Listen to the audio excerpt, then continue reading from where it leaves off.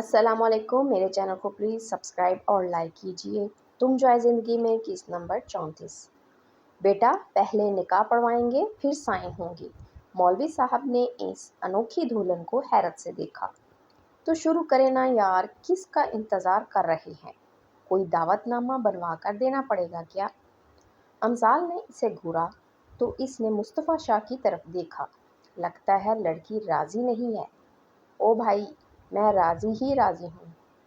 اب کیا stamp paper پر لکھ کر دوں یا باقاعدہ دھمال ڈال کر دکھاؤں؟ تب جا کر یقین آئے گا آپ کو۔ چلیں جلدی سے شروع کریں، مجھے اور بھی بہت سے کام ہیں۔ امثال کی بات سن کر مولوی صاحب نے سر ہلایا۔ یہ پئیں، اللہ نے خاص میرے لیے ہی رکھا تھا۔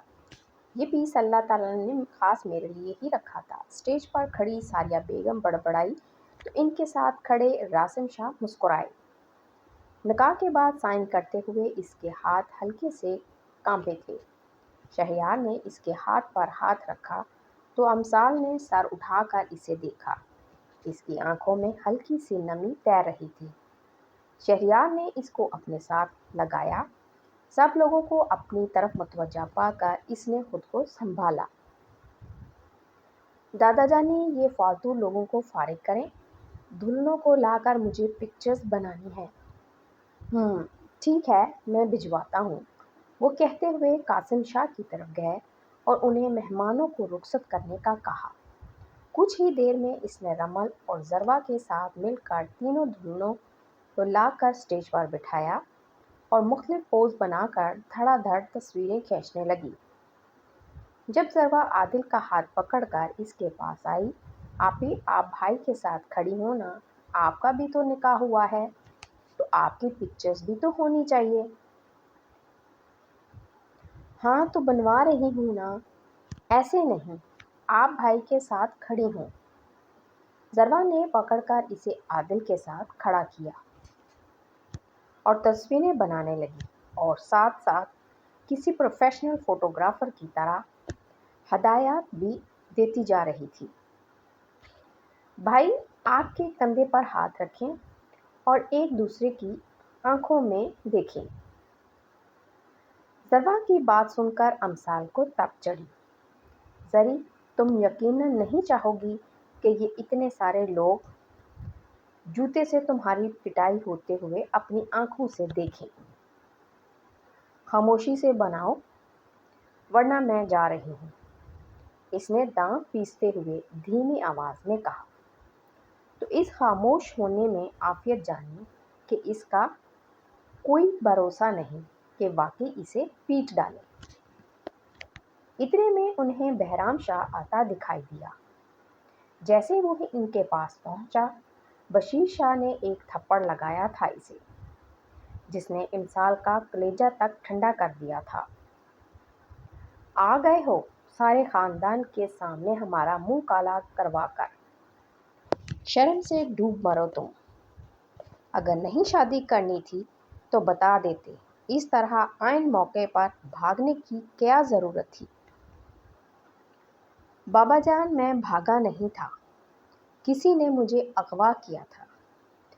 بکواس بند کرو، تم غلطی کر کے پھر جھوٹ بول رہے ہو۔ بابا جان، میں سچ کہہ رہا ہوں، مجھے اغوا کیا گیا تھا۔ او بھائی، پاگل سمجھا ہوا ہے کیا؟ اپنی حالت دیکھو، اچھے خاصے فریش دکھ رہے ہو، نہ کوئی زخم نہ کوئی مار پیٹ۔ اغوا ہونے والی صورتیں ایسی نہیں ہوا کرتی۔ خیر، اب تمہارا یہاں کوئی کام نہیں، جا سکتے ہو۔ تم جتنا کر سکتے تھے کر دیا، اب مزید کوئی بدمزگی نہیں چاہتے ہم۔ امثال نے اس کی طبیعت صاف کی تھی۔ انکل آپ لوگ جائیں یہاں سے، اس وقت پھر بات ہوگی، قاسم شاہ نے آگے بڑھ کر کہا تو وہ سب کو لے کر چلے گئے۔ رات کے 10 بج رہے تھے اور امثال اس وقت حویلی کے پچھلی جانب بنے پول کے کنارے بیٹھی گھاس نوچ نوچ کر پانی میں پھینک رہی تھی۔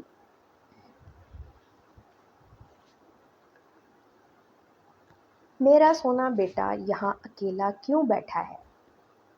شہریار کی آواز سن کر اس نے پیچھے مڑ کر دیکھا تو شہریار بازل اور عدید کو کھڑا پایا۔ وہ بھاگ کر شہریار کے گلے لگی اور پھوٹ پھوٹ کر رونے لگی۔ شہریار اس کو یوں روتا دیکھ کر ششدر رہ گیا۔ سلے میرا بیٹا کیا بات ہے؟ بھائی کو بتاؤ کیا ہوا ہے؟ کسی نے کچھ کہا ہے؟ شہریار نے اس کے چہرے کو ہاتھوں میں تھامتے ہوئے کہا، بھائی مجھے نہیں کرنی تھی اس ایس پی سے شادی، وہ اچھا نہیں ہے، ڈانٹتا ہے مجھے، سختی سے بات کرتا ہے۔ امثال نے روتے ہوئے بات مکمل کی۔ شہریار نے اس کا سر تھپکا۔ وہ تینوں جانتے تھے کہ وجہ وہ نہیں ہے جو بتا رہی ہے۔ اسے نکاح کے بعد سے دیکھ رہے تھے کہ وہ ضبط کی ہوئی تھی۔ وہ امثال شاہ تھی، سب کے سامنے روک کر اپنا بھرم نہیں توڑ سکتی تھی۔ میں اس کے کان کھینچوں گا، دوبارہ نہیں ڈانٹے گا۔ شہریار نے اس کے بالوں پر لب رکھے۔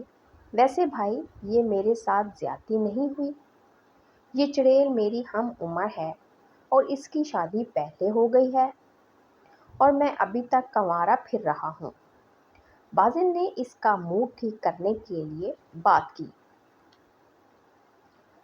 ہاں اور میرے ساتھ بھی، میں بڑا ہوں اور ابھی تک میری شادی بھی نہیں ہوئی، اور ان دونوں کو دیکھو کیسے ایک ہی دن میں نکاح کروا کر بیٹھے ہیں۔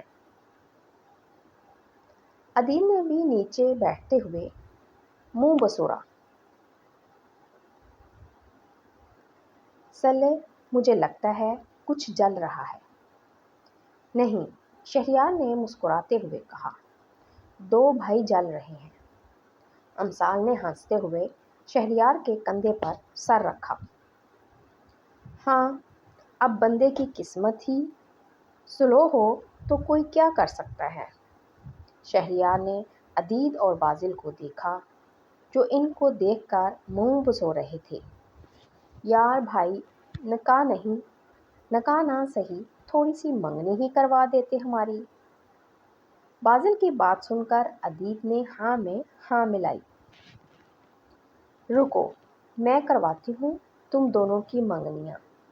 امثال نے دونوں کو پول میں دھکا دیا اور شہریار کے ہاتھ پر ہاتھ مار کر ہنسنے لگی۔ اس کو یوں ہنستا دیکھ کر سب کی جان میں جان آئی۔ شکر ہے اس کا موڈ ٹھیک ہوا، ورنہ اسے اس طرح بیٹھے دیکھ کر مجھے دھڑکا لگا ہوا تھا کہیں ہم نے زیادتی نہ کرتی ہو۔ کھڑکی سے ان چاروں کو دیکھتے ہوئے ساریہ بیگم نے راسم شاہ سے کہا، اچھا واقعی طنز مت کریں، میری بیٹی ہے، وہ میرے جگر کا ٹکڑا ہے، چاہے میں جتنا بھی ڈانٹوں مگر اس کو اس طرح سے افسردہ تو نہیں دیکھ سکتی۔ چینج کر کے واش روم سے نکلی تو عادل کو اپنے کمرے میں کھڑے پایا۔ تم میرے کمرے میں کیا کر رہے ہو؟ امثال نے اسے گھورا۔ مجھے بات کرنی ہے تم سے، مگر مجھے کوئی بات نہیں کرنی، تم جا سکتے ہو۔ امثال نے اسپاٹ لہجے میں کہا، اچھا ٹھیک ہے، تم مت کرنا، میری سن لو۔ عادل نے اس کا ہاتھ پکڑ کر اسے کاؤچ پر بٹھایا، خود اس کے سامنے زمین پر بیٹھ گیا۔ میں ہرٹ نہیں کرنا چاہتا تھا تمہیں، اس کا ہاتھ پکڑ کر کہا تو اس نے رخ موڑا۔ I am sorry. اچھا ادھر تو دیکھو نا میری طرف۔ عادل نے اس کا رخ اپنی طرف موڑا تو اس کی آنکھوں میں آنسو دیکھ کر چونکا۔ سوری، مجھے بس غصہ آ گیا تھا، ریئلی سوری۔ پلیز تم رو تو نہیں نا، آج غصے میں تم مجھ پر چیخے ہو، کل کو ہاتھ بھی اٹھاؤ گے اور پھر کہو گے کہ میں غصے میں تھا۔ امثال کی بات سن کر وہ تڑپ اٹھا تھا۔ نہیں نہیں پرنسس، میں بھلا کیوں ہاتھ اٹھاؤں گا؟ تم ایسے تو مت کہو۔ اچھا ٹھیک ہے، اس بار معاف کر دو۔ آئندہ اگر میں ذرا بھی ڈانٹوں نا تو تم جو چاہے سزا دے دینا، مگر پلیز اس بار صلح کر لو اپنے اس بیچارے شوہر سے۔ عادل نے معصوم سی صورت بنا کر کہا تو وہ مسکرائی۔ اچھا ایک بات بتاؤ، میں کیا اتنا برا لگتا ہوں جو تم ابھی نیچے شہریار کے گلے لگ کر اتنا رو رہی تھی؟ لڑکیوں کی جب شادی یا نکاح ہوتا ہے تو وہ روتی ہیں، تمہیں کیا پتہ؟ تم کون سا لڑکی ہو؟ امثال نے منہ بگاڑا۔ ہاں مگر وہ اور سچویشنز ہوتی ہیں نا، یہاں تمہارا نہیں میرا رونا بنتا تھا۔ کیوں؟ تمہارا کیوں؟ بھئی میرا نکاح ایک ایسی لڑکی سے ہوا ہے جس کا ایک کام بھی لڑکیوں والا نہیں ہے۔ مار دھاڑ، لوگوں کو دن دہاڑے اٹھوانا جس کا پسندیدہ مشغلہ ہے، دیواریں چڑھنا، چھتیں پھلانگنا وغیرہ کوئی معمولی بات تھوڑی ہے۔ عادل کی بات سن کر وہ کھلکھلا کر ہنسی تھی جس سے اس کا ڈمپل گہرا ہوا تھا۔ تم میرے سامنے اپنا یہ ڈمپل اندر ہی رکھا کرو، خواہ مخواہ کی جیلسی ہونے لگتی ہے مجھے۔ عادل نے اس کے گال پر پڑتے ڈمپل کو دیکھتے ہوئے کہا۔ بھلا ڈمپل سے کون جیلس ہوتا ہے؟ امثال کو حیرانی ہوئی۔ میں ہوتا ہوں نا، تمہارے پاس ہے اور میرے پاس نہیں، دکھ کی بات تو ہے نا۔ عادل نے دکھ سے دائیں بائیں سر ہلایا۔ اچھا خیر، میں تمہارے لیے گفٹ لایا تھا، لیکن اب تم ناراض ہو تو رہنے دیتا ہوں، صبح جا کر واپس کر دوں گا۔ عادل نے گہری سانس لیتے ڈرامائی انداز میں اپنایا۔ نہیں، اب تم اتنی منتیں کر رہے ہو تو میں خود پر جبر کرتے ہوئے مان جاتی ہوں۔ امثال نے آنکھیں پٹپٹائیں۔ نہیں، کوئی بات نہیں، تمہیں خود پر جبر کرنے کی بالکل بھی ضرورت نہیں ہے، میں کسی نہ کسی طرح ایڈجسٹ کر لوں گا۔ عادل خدا کا خوف کرو سلے، کیوں ابھی 3 گھنٹے پرانا نکاح خراب کرنے پر تلی ہو؟ عادل نے جلدی سے اس کے منہ پر ہاتھ رکھا۔ سوری، اور تم میرا گفٹ دے رہے ہو یا نہیں؟ امثال نے اسے گھوری دکھائی۔ اچھا اچھا دے رہا ہوں، یوں گھورو تو مت، اور خبردار جو تم نے آئندہ مجھے بھائی کہا تو۔ ہاں، آج سے اس صدام کو تم بھائی کہو گی، میں نہیں کہہ رہی اسے۔ تمہیں پتہ ہے وہ ہمارا یعنی میرا اور عادل کا بیسٹ والا فرینڈ بن گیا ہے۔ ہاں، تم لوگوں کے الٹے سیدھے کاموں میں ساتھ جو دیتا ہے، بیسٹ فرینڈ تو بننا ہی تھا۔ عادل نے اسے گھورا، جیب سے ڈبی نکال کر اسے کھولا تو امثال آگے ہو کر دیکھنے لگی۔ صبر کر لو لڑکی، تمہارے لیے ہی لایا ہوں۔ عادل اس کی بے صبری دیکھ کر مسکرایا۔ واو، پائل کی جوڑی کتنی خوبصورت ہے۔ امثال نے ستائشی انداز میں کہا۔ تمہیں پسند آئی؟ عادل کے پوچھنے پر اس نے زور و شور سے سر ہلایا۔ مجھے دو، میں پہنتی ہوں، تم دیکھ کر بتانا کہ اچھی بھی لگتی ہیں یا نہیں۔ پہلی بار پہنوں گی نا؟ ہاں تو میں پہنا دیتا ہوں۔ عادل کی بات سن کر اس نے نفی میں سر ہلایا۔ نہیں، تم نہیں پہنا سکتے، لاؤ دو، میں خود پہن لوں گی۔ امثال نے اپنے پاؤں پیچھے کیے۔ کیوں نہیں پہنا سکتا؟ عادل نے ابرو کچکائے۔ اوہو بھائی، اب تم میرے پاؤں کو ہاتھ لگاؤ گے؟ امسال جھنجھلائی تھی۔ اوہ کم آن سلے، یہ کوئی بڑی بات نہیں، لاؤ پاؤں آگے کرو۔ مگر بس چپ، مجھے اپنا کام کرنے دو۔ ویسے بھی پہلی بار کسی کو پہنا رہا ہوں، میرا تجربہ نہیں ہے، تو میرا دھیان مت بھٹکاؤ، خاموش بیٹھی رہو۔ عادل کی بات سن کر وہ خاموش ہو گئی۔ لو ہو گیا، اب دیکھو اچھی لگ رہی ہیں۔ امسال نے دونوں پاؤں آگے کرتے ہوئے کہا تو اس نے اس بات میں سر ہلایا۔ ہاں بہت اچھی لگ رہی ہیں۔ اچھا تم وہاں سے تو اٹھو۔ امسال نے اس کو نیچے سے اٹھایا تو وہ اس کے برابر کاؤچ پر آ بیٹھا۔ ایک بات بتاؤ، یہ بہرام شاہ صبح سلامت کیسے تھا؟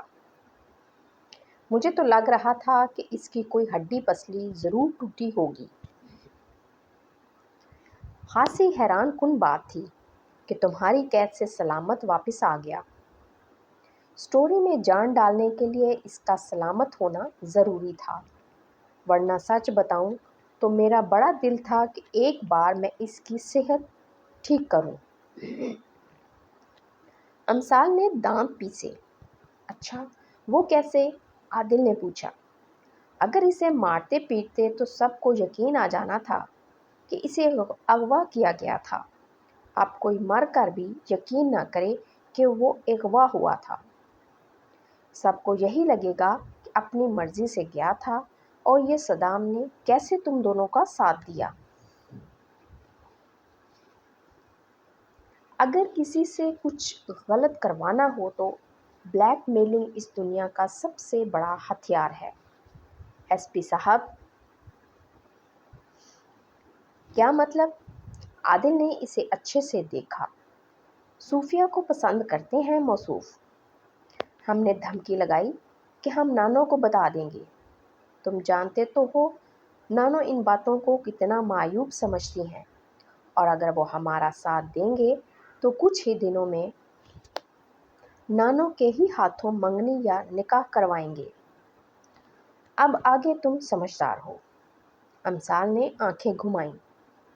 ویسے میرا خیال غلط نہیں ہے، پورے کے پورے فتنے ہو تم لوگ۔ عادل نے ہنستے ہوئے سر جھٹکا۔ بس کبھی غرور نہیں کیا۔ امسال نے اس کا کالر پکڑ کر اچکایا۔ چلو اب تم سو جاؤ، رات بہت ہو گئی ہے، مجھے بھی صبح پولیس اسٹیشن جانا ہے۔ پہلے ہی 3 چھٹیاں کر چکا ہوں۔ شب خیر، اور ہاں اگین سوری۔ اس کی پیشانی چومتا ہوا وہ باہر نکل گیا۔ ثانی یہ تائی جان کہاں ہے؟ امسال نے ثانیہ سے پوچھا۔ اپنے میکے گئی ہے۔ اچھا کب؟ وہ تو 2 دن سے گئی ہوئی ہیں، تم نے شاید اب نوٹ کیا ہے۔ بہت بڑی رہنے لگی ہو نا؟ ثانیہ نے طنز کیا۔ بہت بزی رہنے لگی ہو نا؟ ثانیہ نے طنز کیا۔ کیا ہوا ہے، تم ایسے بات کیوں کر رہی ہو؟ تو اور کیسے بات کروں، سچ ہی تو کہہ رہی ہوں۔ تمہیں اب کہاں فرصت، سارا دن تو نانو لوگوں کے ہاں پائی جاتی ہو۔ تم جیلس ہو رہی ہو؟ امسال نے شرارت سے کہا۔ مجھے کیا ضرورت ہے جیلس ہونے کی؟ تمہاری مرضی ہے، جس کے ساتھ مرضی رہو۔ ثانیہ کہتی اٹھ گئی۔ میں مذاق کر رہی تھی۔ سنو تو۔ امسال کو آوازیں دیتی رہ گئی، مگر وہ انسنی کرتی لان میں چلی گئی۔ ہیں اسے کیا ہوا ہے؟ ثانی کیا ہوا ہے؟ امسال اس کے پیچھے آئی۔ کچھ نہیں ہوا ہے، تم جاؤ۔ جہاں سارا دن ہوتی ہو، میری فکر کرنے کی ضرورت نہیں ہے۔ میری فکر کرنے کی ضرورت نہیں ہے تمہیں، پتہ بھی ہے میں کالج سے آنے کے بعد تمہارا انتظار کرتی ہوں اور تم وہاں دفع ہوئی ہوتی ہو۔ ثانیہ نے منہ بنایا۔ اللہ اللہ، لڑکی کتنی بڑی ڈرامے باز ہو، سارا دن کہاں ہوتی ہوں، اور ویسے بھی تمہیں اب میرا نہیں بلکہ دریا بھائی کا انتظار کرنا چاہیے۔ آخر کو سیاں جی ہیں تمہارے۔ لو وہ آگے دریابائی۔ دریابائی بات سنے۔ امثال نے دریاب کو آواز دی۔ ہاں امثال کیا ہوا؟ مجھے تو کچھ نہیں ہوا، یہ آپ کی منقوہ ویٹ کر رہی تھی اور غصہ بھی کر رہی ہے کہ اتنا انتظار کون کرواتا ہے۔ امثال ثانیہ کو اپنی طرف بڑھتا دیکھ کر اندر بھاگی تھی، باہر سے نکلتے عادل سے جا ٹکرائی۔